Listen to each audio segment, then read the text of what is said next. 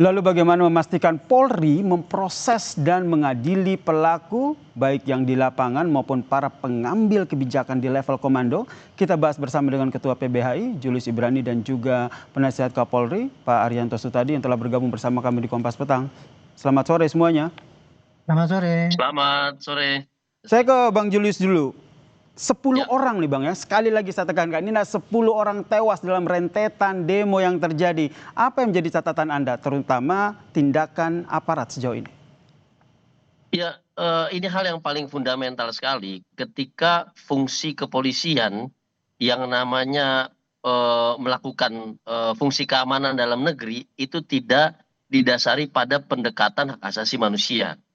Jadi dia harus membedakan dahulu apakah kerumunan ini, apakah kelompok ini melakukan demonstrasi dalam konteks hak asasi manusia yang namanya the rights to peaceful assembly. Nah, ketika teman-teman mahasiswa ini, teman-teman penggiat kemanusiaan memang melakukan demonstrasi dengan damai, tidak ada pengerusakan, tidak menggunakan alat-alat yang dilarang dan segala macam, maka seketika pendekatan dari kepolisian itu harus menjaga mereka. Indikator sederhananya adalah memunggungi teman-teman yang sedang beraksi, bukan menghadapkan badannya, tidak menggunakan peralatan-peralatan seperti rantis, anti huru-hara dan yang lain segala macamnya. Jadi itu yang di lapangan kita lihat. Tapi dari tanggal 25, kemudian 26 dan 28 kemarin, memang kami melihat ada dinamika di lapangan. Ada beberapa kelompok di lapangan. Ada memang kelompok intel dari beberapa instansi dan kemudian ada kelompok yang memang kami lihat itu juga membawa alat-alat seperti batu, botol dan segala macam. Tetapi kelompok-kelompok mahasiswa dan masyarakat yang kemudian meninggal dunia ini berada pada kelompok yang peaceful assembly, yang penanganannya tidak boleh dipersamakan dengan mereka-mereka yang merusak dan merusuh. Nah, ini Jadi ada menurut catatan Anda selain pendekatan penanganan yang salah. polisi terhadap demo ini berlebihan? Ini yang ingin saya tanyakan Bukan juga hanya ke Pak berlebihan, Arianto. secara fundamental sudah salah, Yasir.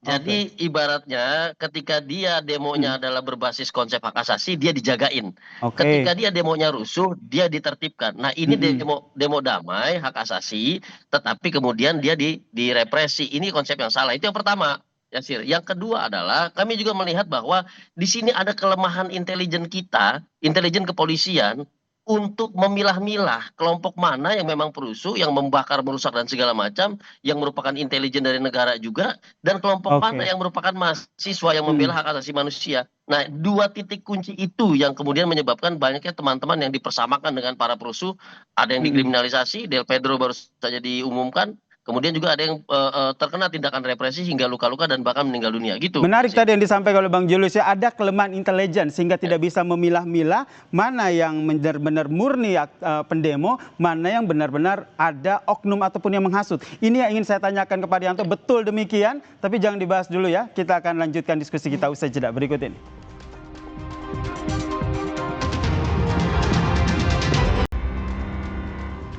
Saya langsung ke Pak Arianto Sutadi. Tadi yang disampaikan, oke, sebelum itu kita akan gambarkan dulu informasi terkini. Ini adalah situasi terkini dari Polri yang melakukan patroli demi menjaga ketertiban wilayah, saudara. Kalau kita lihat memang patroli yang digelar ini tidak hanya hari ini, tapi beberapa hari yang lalu juga sudah dilakukan patroli, di mana Polri menggelar patroli di Jakarta dalam penguatan operasi keamanan dan ketertiban masyarakat pasca aksi perusakan yang dilakukan oleh demonstran, ataupun maksud kami perusakan yang terjadi di beberapa wilayah di tanah air, saudara.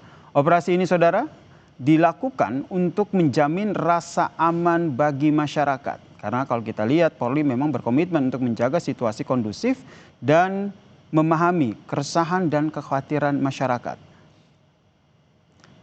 Diharapkan saudara dengan bertindak profesional dan sesuai prosedur hukum yang berlaku serta tetap menjunjung tinggi hak asasi manusia. Patroli yang dilakukan ini, saudara, merupakan bentuk perlindungan untuk kedaulatan dan ketentraman masyarakat. Kami masih berbincang bersama dengan sejumlah narasumber yang telah bergabung. Saya ke Pak Arianto. Pak Arianto, tadi kalau kata Bang Julius itu sebenarnya salah satu pemicunya adalah tidak bisa menganalisa ini nih, mana yang merupakan provokator, mana yang benar-benar murni pendemo yang menyampaikan aspirasi secara baik. Betul demikian? Ya, saya tidak membantah itu ya. Karena itu sudut pandangnya kan dari Pak Julius yang melihat secara teoritis. Saya hanya ingin menerangkan secara pengalaman saya dalam penanganan demo di lapangan. Secara teori ya, sejak tahun 98 dengan adanya itu penyampaian pendapat di muka umum itu, polisi itu sekarang dalam mengamankan demo itu di lapangan selalu berhadapan dengan 4 kelompok paling tidak. Kelompok pertama adalah pendemo yang murni, itu di mana polisi menghadapi kelompok itu harus melakukan perlindungan dan pengamanan sampai terakhir dia. Makanya ketika mereka akan mengadakan unjuk rasa pun mereka hanya bunyinya cuma memberitahu, bukan minta izin ya. Memberitahu itu maksudnya supaya polisi bisa menyiapkan pasukan berapa yang untuk mengamankan mereka. Tetapi kenyataannya di lapangan itu setiap ada unjuk rasa pasti ada kelompok yang lain juga. Yang kedua adalah kelompok penggembira yang melihat, ikut-ikut dan sebagainya. Tapi itu yang baik. Di situ juga polisi kewajibannya juga harus melindungi ya. Nah, kemudian yang ketiga ini yang paling berbahaya dan itu paling sering terjadi di setiap unjuk rasa yang masif ya itu pasti dimasuki oleh para perusuh, kelompok perusuh. Kelompok perusuh itu tuh memancing aparat untuk marah, kemudian melanggar sehingga nanti akhirnya terjadi kekacauan dan disitulah akhirnya mengakibatkan tindakan anarkis. Nah, disitulah polisi harus bertindak. Tapi kalau kita lihat Pak Arianto ini seperti dulu belum selesai. Oke, baik, silakan dilanjutkan. Ya. Maaf. Yang keempat adalah ada kelompok penggerak. Penggerak itu adalah yang mendesain supaya itu demo itu berbuat ricuh. Dan yang kita hadapi sekarang ini Pak, ini demo yang paling berat dihadapi polisi. Karena apa? Isunya banyak sekali Pak. Kalau dulu tuh 98 itu kan isunya cuma tunggal, gampang dilihat itu kira-kira kelompoknya mana, ininya mana itu. Penangkisannya tak mudah. Ini ada 8 isu ya, kekecewaan pada anggota DPR lah, orang rakyat yang sudah menderita, kebencian dengan politik tertentu, a priori pada polisi. Itu akibatnya ya, kemarin itu perencanaan daripada demo itu sangat besar sekali. Makanya itu polisi kemarin sudah merancang yang kuat sekali gitu. Dan kemudian saya terangkan ya, kenapa kok kemudian terjadi anarkis itu ya. Yang namanya tindakan anarkis yang menimbulkan korban itu Pak, itu biasanya dilakukannya setelah demo yang murni itu berjalan dengan baik. Dan kemudian olah para perusuh itu dari memancing, makanya sering terjadian kan malam itu. Kejadiannya malam ketika harus bubar, kemudian polisi mengusir, disitulah para perusuh memancing untuk berbuat. Disitulah banyak sekali terjadi kekerasan. Maka tak heran kalau seandainya Presiden Prabowo Subianto juga akhirnya menyatakan bahwa sebenarnya ada tindakan makar begitu yang dilakukan oleh mereka-mereka yang ingin merusak demonstrasi atau penyampaian aspirasi itu ya. Ya. Nah, saya ke Bang Julius. Yang kita hadapi itu bukan hanya demo, Pak. Kemarin yang kita hadapi itu adalah tujuan anarkis memang sudah didesain. Itu yang kita hadapi itu ya, anarkis gitu. Betul, ini yang kita hadapi. Pertanyaannya adalah ke Bang Julius, jika ini seperti yang tadi disampaikan oleh Pak Arianto, sebenarnya sebelum-sebelumnya juga selalu seperti itu. Setelah demo ada penyusup yang masuk, ada yang menunggangi. Kenapa hal-hal yang sering salah terjadi ini tidak bisa diantisipasi? Nah, itu yang selalu kami bilang. Kemarin beberapa hari, bahkan tanggal 25, 26, 27, 28 saya di lapangan, itu kita yang memang biasa di lapangan dengan kasat mata itu sudah bisa membedakan, Jenderal. Kita sudah bisa membedakan mana yang bisa, betul. Kita sudah bisa membedakan kemudian siapa yang menyusup untuk datang merusuh, siapa yang bahkan dari bau badannya pun kita bisa memisahkan di antara mereka. Cuma memang yang kami sesalkan, yang bikin kami kecewa adalah ketika penanganan dari anggota kepolisian itu mempersamakan keseluruhan kelompok itu tanpa melakukan penyisiran terlebih dahulu. Itulah keterbatasan yang di lapangan, Pak, tidak mudah. Kita betul, pasti itu. Satu itu. Iya. Dan kami pun di lapangan berkoordinasi, Jenderal. Itu satu. Yang kedua adalah padahal dalam beberapa konteks itu kami juga memberikan arahan. Kami lihat itu ada beberapa badan-badan kekar, kemudian berambut cepak segala macam, memprovokasi polisi dan segala macam.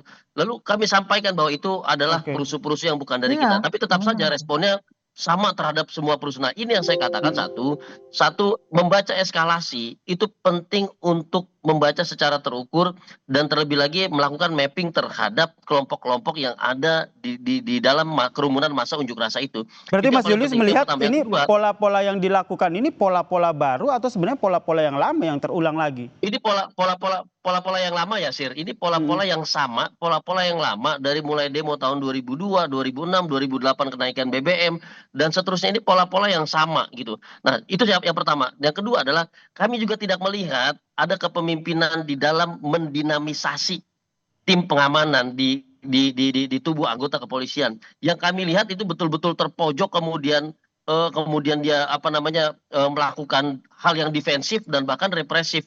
Nah, terhadap semua orang tanpa batas, tanpa ada pembedaan. Nah, Tahan ini yang sampai di saya situ dulu katakan ya. tadi. Saya ingin minta tanggapan dari Pak Arianto. Ya, itulah seperti itu tadi Pak. Sekarang yang meninggal kan, bayangkan Pak, dalam perencanaan demo itu ajakan yang diajukan seperti oleh penggerak itu ya. Mari kita turun ke lapangan, kita bakar DPR, intelijen itu kita bunuh, gitu kan ada kayak gitu bunyinya. Makanya anggota polisi sekarang nggak gampang kalau suruh masuk menjadi intelijen di antara mereka. Contohnya ada itu tukang bakso tadi itu yang terjadi di Jogja tuh. Dia kan dibunuh gara-gara dia dituduh sebagai intelijen. Itulah yang menghambat sehingga kita tuh kesulitan Pak untuk memilah-milahkan di lapangan itu. Tapi intinya gini lah, kalau saya hanya ingin menyampaikan ya, gara-gara daripada kebrutalan anarkis itu dibiarkan Pak. Akhirnya mereka merajalela dan merasa rakyat itu tidak takut dan itu sudah menjadi kebiasaan. Makanya saya kemarin terima kasih itu Pak Prabowo dengan mengatakan bahwa beliau perintahnya ada dua itu. Para pendemo silakan menyampaikan pendapat dengan damai, tertib, damai. Dan kemudian kepada anarkis jangan dikasih kesempatan, tindak tegas gitu. Tapi kan kemudian dipelesetkan seakan-akan kita memberangus kebebasan. Itu yang harus diluruskan di lapangan. Jadi anarkisme ini karena udah terlalu terbiasa gitu ya, terbiarkan. Seperti kemarin hari pertama, hari kedua itu kan polisi kan terlalu pasif itu. Akhirnya apa? Kita diserang habis-habisan. Karena kalau waktu itu kita responsif ya, kita mesti timbul martir itu. Lebih parah lagi itu kejadian kemarin. Akibat daripada ada musibah adanya ojol yang meninggal itu. Jadi Baik. kemarin hari pertama kita pasif, tapi kemudian setelah Pak Prabowo memerintahkan itu harus tegas, kemudian kan ada patroli gabungan. Alhamdulillah itu kemarin tuh apa yang didesain oleh si provokator untuk menghancurkan negara ini, kemarin tuh targetnya pasti gitu Pak. Untung mereka tidak berhasil. Ini penilaian saya pribadi. Baik, saya ke Bang Jadi Julius. saya Betul beruntung begitu kira-kira yang Anda gitulah lihat pandangan saya. di lapangan bahwa tindakan tegas, tindakan yang disampaikan oleh instruksi yang disampaikan oleh Presiden Prabowo Subianto untuk aparat polisi bertindak tegas ini sudah dieksekusi dengan baik, tegas, terukur. Ya, ini yang tidak kami lihat di lapangan ya, Sir. Ketika dikatakan tegas, ketika dikatakan terukur, maka siapa pihak yang akan dipertegas melalui tindakannya itu?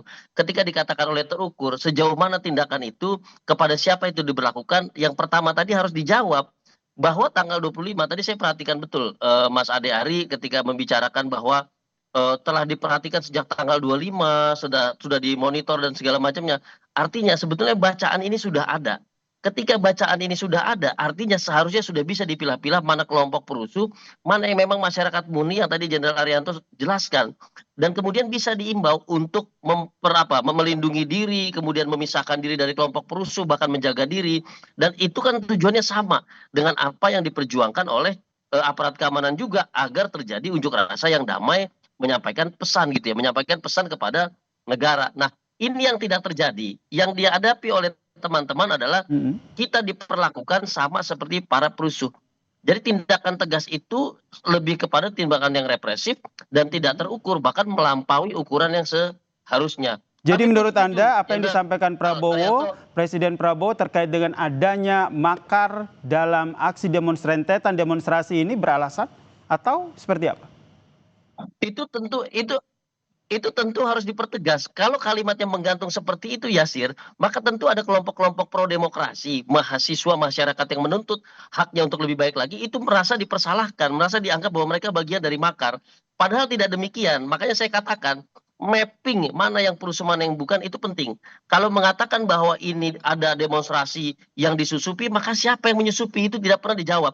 Bahwa ada yang ditangkap kemudian dia bagian dari intelijen dan segala macamnya, itu harus dibuka. Itu harus dijelaskan kepada publik supaya masa-masa yang betul-betul berunjuk rasa tanpa vandalisme, tanpa anarkisme, ini bisa dengan tenang memberikan aspirasinya kepada negara. Baik, Tidak Pak Arianto, Anda dipasang sepakat standar yang disampaikan oleh semua Bang orang Julius? sama, semua yang di Ya, jalan saya sama. sepakat karena Gitu. memang kejadiannya sebagian ada di situ, tapi tidak semua ya. Perlu kita lihat Pak, sekarang berapa anggota BRIMOB yang jadi korban Pak? 48 kemarin yang ditinjau ke rumah sakit itu. Kan tidak hanya rakyat yang menjadi korban, akhirnya kan semua. Saya akui, saya tidak menolak apa yang dituduhkan oleh Pak Julius tadi itu. Tapi Ya, itulah yes. kesulitan kita ya di lapangan ya. Kita sangat itu sulit Pak. Kita sudah betul. menekankan, tapi yang kita hadapi itu kemarin butuh masif Pak. Kalau saya tuh Betul. sekarang benci betul sama itu tadi, Bapak penggerak yang Bapak tanyakan tadi ya. Kita nggak Nah, bisa itu yang nyari Pak, tetapi ya kita yes. bisa buktikan kemarin yang di Solo. hampir semua itu anak-anak kecil dari luar kota semua di drop situ. Siapa yang nyuruh? Kan nggak ngomong dia. Yang di Sukabumi, hampir semua itu terjadi, bahkan yang di luar Pulau Jawa pun kayak di Samarinda. Kan kayak gitu. Jadi ini jelas ada penggerak, Pak. Cuman untuk yang gerakkan itu siapa, itulah kita sulit untuk menangkap.